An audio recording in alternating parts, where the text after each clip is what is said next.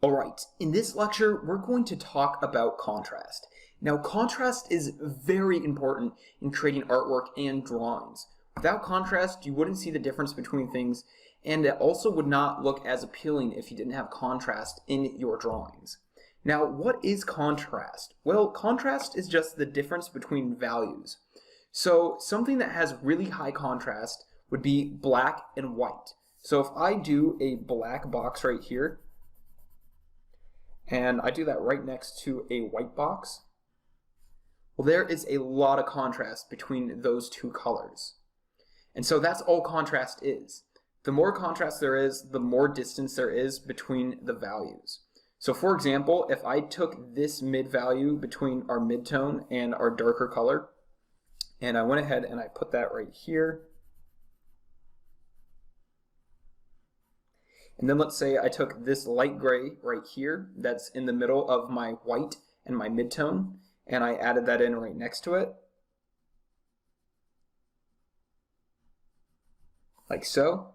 Well, there's less contrast between these two colors. So even though there's still contrast between them and you can tell the difference between the two, there's a lot more contrast between this white and this black.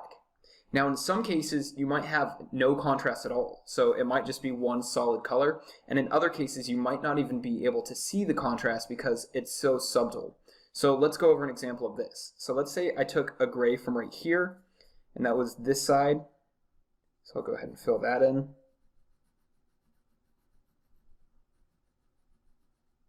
And then let's say I took a gray from this side, so right next to it, we'll add that gray in, and it's almost going to be the same color, just barely lighter,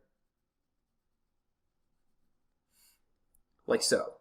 So you can barely see that difference between those two colors, yet it's still contrast, but not very much. Now, this can be applied to any area of the spectrum of contrast. So it's not just in the middle. If we came up here to the top and we had white, and our white was next to, let's say, a really light gray, like so, there's not very much contrast between those two colors, and yet it's still up here at the top side of our value chart. Now, what about down here? It can be the same way. So if we had black, and we put that next to another color, such as this one right here that's right next to it,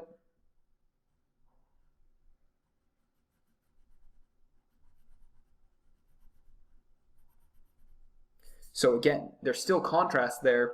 You can just barely see it because the two values are so close to each other on the value chart. And so when you're trying to create contrast, you want to make sure that your values are far apart on the contrast chart. The closer they are, the less contrast there will be. So let's try some more examples of this. So let's say that I have a gray background,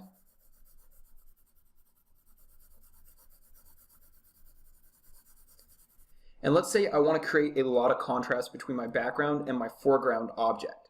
Well, the most contrast I can create between a gray background and my foreground is by using the color black. So let's say we had a black circle here. Well, that's the most contrast I can create between my object and my background. Now, what if I didn't want very much contrast? Well, what I could do is I could go ahead and create my gray background, like so. And then I could add in another bowl, but this one would be a little bit lighter, like so. So now there's less contrast between that background and my bowl. Now we could also do this with a white. So let's say we had a white bowl right here, and then we had our gray background. And now that's still contrast. So there are many different reasons why you'd want contrast. But a thing to note is the more contrast that you have between an object, the more it's going to draw the viewer's eyes in. So let's say, for example, we are drawing the eyes of a woman. Now, I know these eyes are not perfect at all, but I'm just doing this for demonstration purposes. So why are women's eyes supposedly so pretty? Well, the reason why is because they put a lot of contrast in their eyes by adding eyeliner and mascara. And so, for example, if we just have the eye like normal, and let's say that they're not really wearing any makeup at all. Now, I'm not saying that all women have to wear makeup. I'm just saying why makeup looks so good on some women. But the reason why is because they're creating contrast. So their eyes are very white, the white of their eyes, and then their eyelashes are very dark. And so by adding in those dark eyelashes against the white of their eye, we can go ahead and fill in the colored part of their eye. The dark eyelashes against the white of the eye makes a lot of contrast, and humans like contrast. That's why the more contrast you can incorporate into your artwork, the better it'll look. But getting back to my point, your eyes are drawn straight into her eyes because they have the most contrast. And that's a really important thing that we're going to go over later, is finding a focal point for your drawing.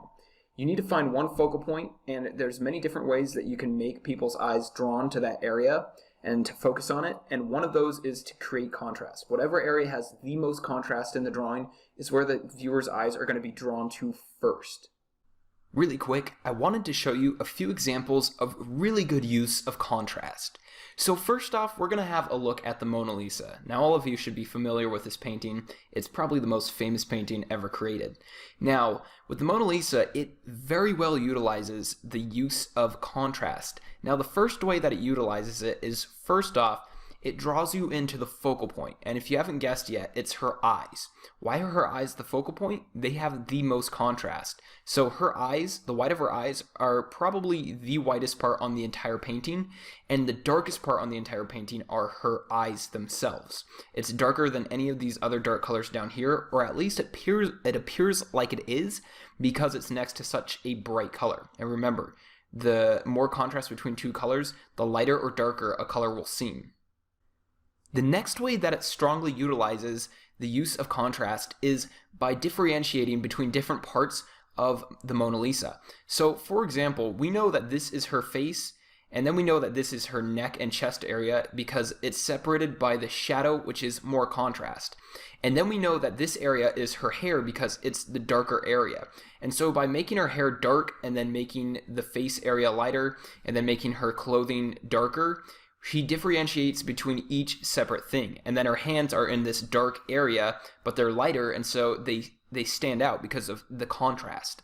And it's the same thing with the background. So her head really stands out because this area of the background is lighter.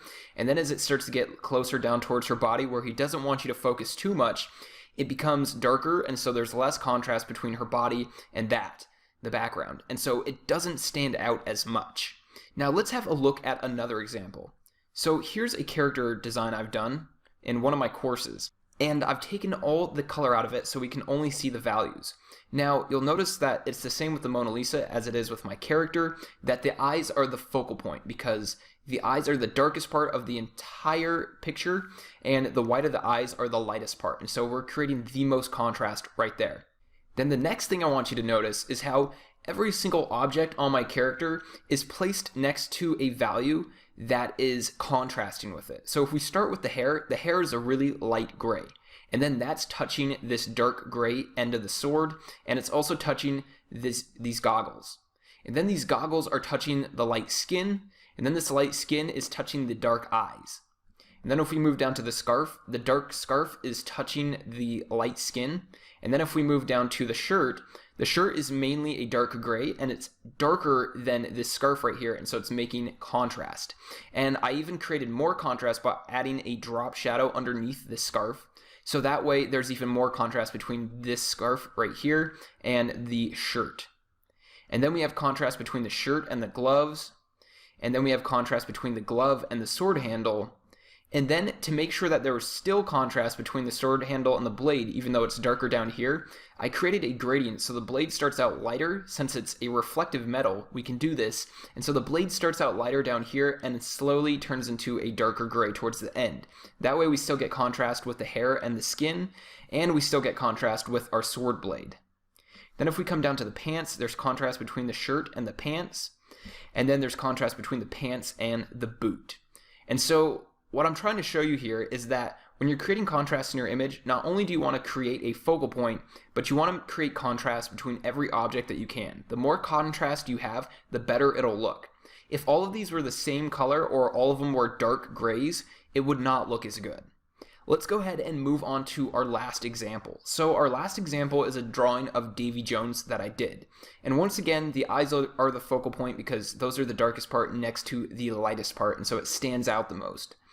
The next thing I wanted to point out is how we differentiate each part of Davy Jones by having contrast. So first off, let's point out how there's contrast between his face and his tentacles and his hat. So his hat is a much darker value than his skin.